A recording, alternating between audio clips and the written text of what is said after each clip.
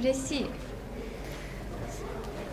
確かに夏近4万人も見てる。夏近みんなで初めて。楽しかった。そう。夏近皆さんの声聞こえてました、いっぱい。いいね。フレイヤーの時に2期生さんが夏近初めての方もいらっしゃって、2期生さんこうやってハートの練習してて、あんま見ないから2期生さんがハートやってるの。